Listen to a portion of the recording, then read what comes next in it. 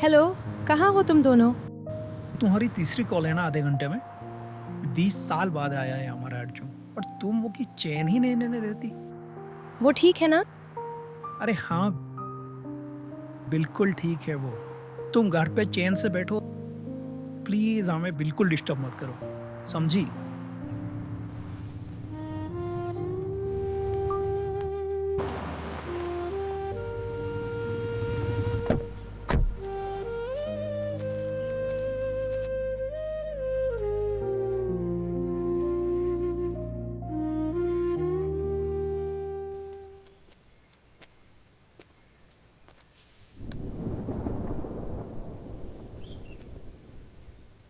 Dadu,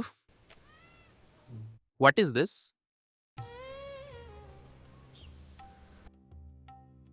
This is our history, Arjun. Written not in ink, but in blood. Orissa, Utkal, Kalinga. ये सिर्फ नाम नहीं है बेटा, ये हमारी पहचान है, हमारा इतिहास है। पर तुझे क्या पता ये सब? तेरे माँ बाप तुझे यहाँ से अमेरिका ले गए बेटा। उस तरफ देख बेटा, वो लोग वहाँ पे सेल्फी ले रहे हैं, हंसते खेलते एंजॉय कर रहे हैं। तुझे ये सब नहीं पता, ठीक है? तू अमेरिका से आया है, अमेरिका में पला बड़ा है, पर वो लोग, वो तो इसी मिट्टी के हैं ना बेटा। उन्हें भी कोई फर्क नहीं पड़ता। क्या पता है इन्हें क्या हुआ था हमारे साथ अतीत में? यही तो दर्द है मेरा बेटा। Please, Dadu. Please, please. I really want to know what happened to us. सुन बेटा, जो मैं तुझे आज कहने जा रहा हूँ, ये दुनिया इसे धीरे धीरे भूल चुकी है। ये उड़ीसा की मिट्टी कभी सोने की मिट्टी हुआ करती थी।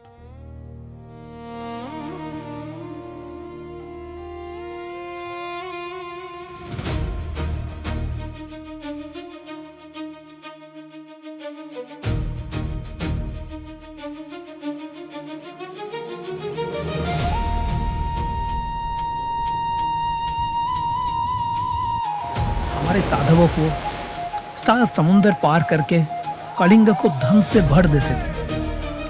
हमारे राजा अपनी प्रजा को अपना परिवार का हिस्सा मानते थे।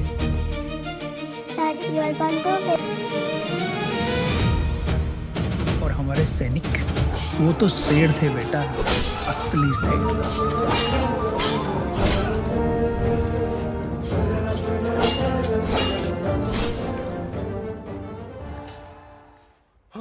मेघनाथ बेकाबू हो गया है।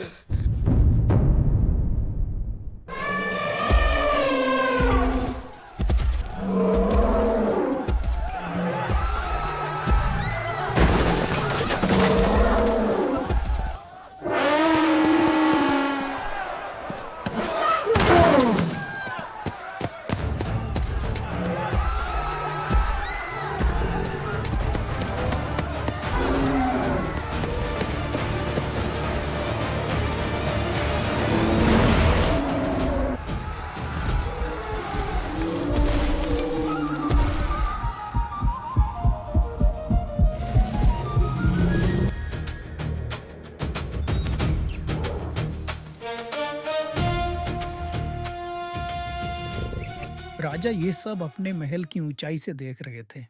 उन्हें क्या पता था, अंधेरे के साया बहुत ही करीब आ चुका था।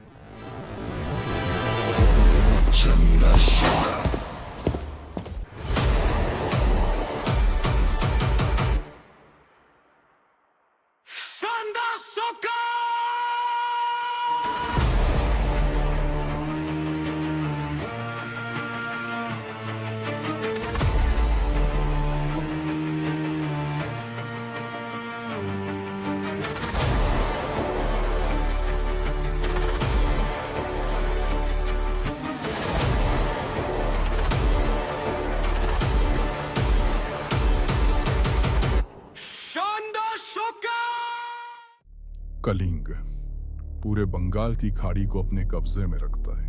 हर जहाज जो बर्मा जावा तक जाता है, वो कलिंग को घास देता है। ये धन, ये शक्ति, ये समंदर मुझे चाहिए। कलिंग मुझे चाहिए।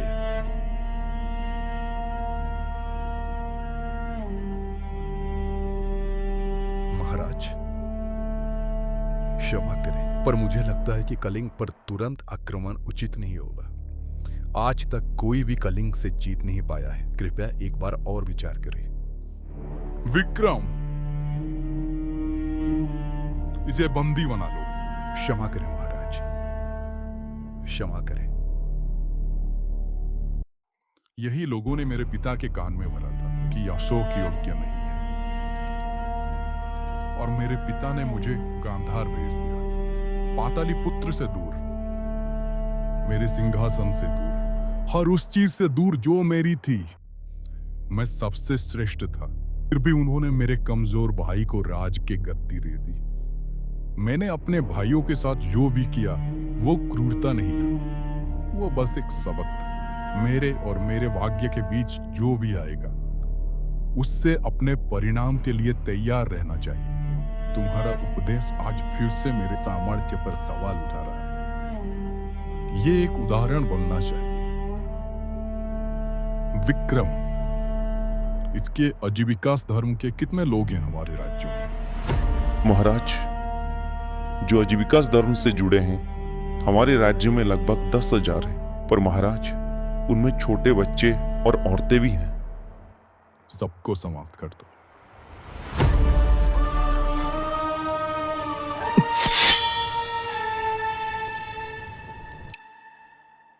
तो आज रात तुम्हारे पास बहुत काम है, जल्दी समाप्त करो। और हाँ, सेना को कलिंग के लिए तैयार करो।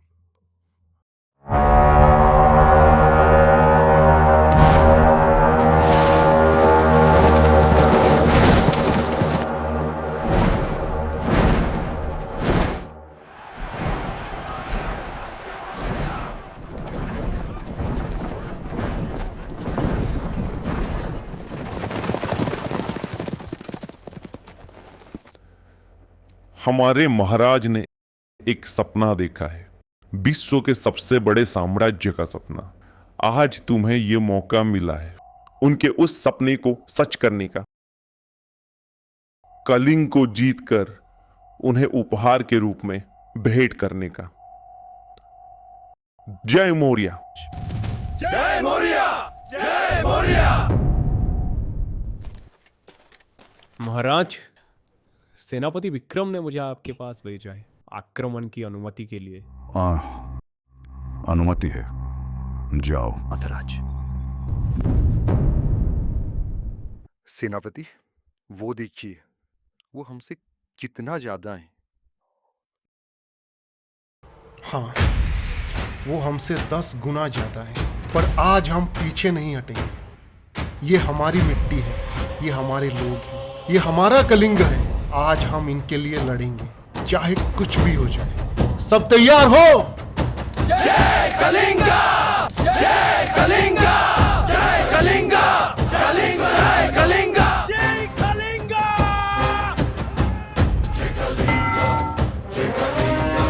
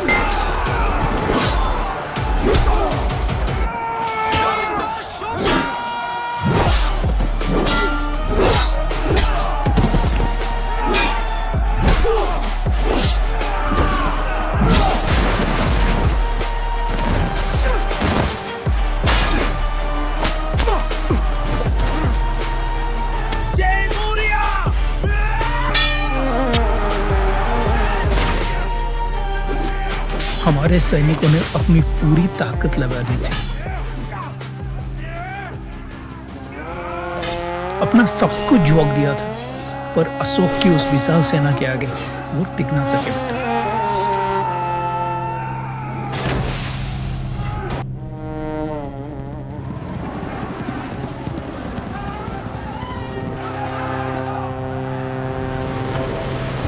दया नदी का पानी उस दिन रक्त से लाल हो गया था।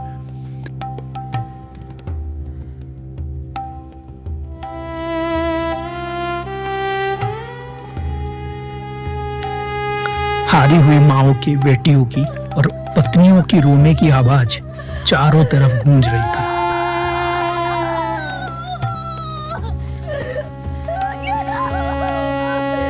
और जो भी बचा वो भी उन लोगों ने नहीं छोड़ा।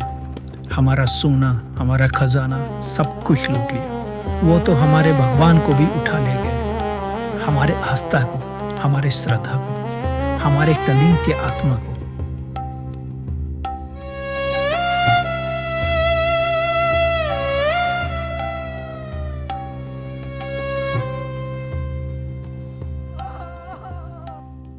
क्या हुआ प्रभु, नींद नहीं आ रही है? कलिंग जीतने के बाद भी मुझे कुछ अच्छा नहीं लग रहा। ये विजय खोखली लगती है। प्रभु, मैं भी ये बहुत पहले कहना चाहती थी आपसे। इतना विनाश, इतना खून, इससे क्या मिला हमें? सिर्फ एक राज्य? ये तो विजय नहीं है, ये पाप है। सही कह रही हो तुम, मेरी नींद उड़ गई है। जब भी आंखें बंद करता हूं वो लाल पानी, वो रोती हुई औरतें, वो चीखें सब दिखाई दे रही है मुझे। मैं कल ही जा रहा हूं पश्चाताप करने। उसके बाद अशोक ने ये शिलालेख बनवाया था बेटा, और इसमें लिखा था, हमने 1 लाख सैनिकों का कत्ल किया है, 1.5 लाख लोगों को बंदी बनाया। इतनी क्रूरता के लिए मैं क्षमा प्राप्त हूं। दादाजी, इतना कुछ हुआ था हमारे साथ? हाँ बेटा, बहुत कुछ। अभी कहानी खत्म नहीं हुई, वो देख। ठीक 100 साल बाद इसी मिट्टी में एक शहर में जन्म लिया था, एक ऐसा राजा जिसकी राज में कलिंग अपने सबसे बड़े स्वर्ण काल में पहुंच गया था बेटा। वो मगध गया सीधे उनके दरबार में, और वहां के राजा ने उनके नाम सुनते ही अपने हाथ जोड़कर उनके पैरों में गिर गए। उनसे युद्ध तक करने की उनकी हिम्मत नहीं हुई, सीधा आत्मसमर्पण कर दिया। और बेटा, सिर्फ कलिंग ही नहीं, उस जमाने में संपूर्ण भारत में कोई भी विदेशी शक्ति आक्रमण करने की सोचता भी नहीं था। इतना खौफ था हमारे कलिंग के राजा का, इतनी प्रताप थी उनके नाम की। और जो मूर्ति, जो संपत्ति अशोक हमारे कलिंग से लूट के ले गया था, वो उन्होंने कलिंग को वापस लाया, पूरे सम्मान के साथ अपनी मिट्टी को अपना हक लौटाया। मूर्ति वापस लाने के बाद उन्होंने ठीक जहां 100 साल पहले अशोक ने शिलालेख बनवाया था, उसके ठीक सामने ही और एक शिलालेख बनवाया, जैसे कि वो अशोक की आंख में आंख डाल के उसकी आत्मा से बात कर रहे हो। देख अशोक, तेरी राज्य की राजा को मैंने प्राण की भिक्षा दे दी, और तू मेरे कलिंग से जो जो लेके गया था, मैं सब वापस अपने कलिंग ले आया हूँ। कौन है वो? ऐरावत महावीर कलिंग चक्रवर्ती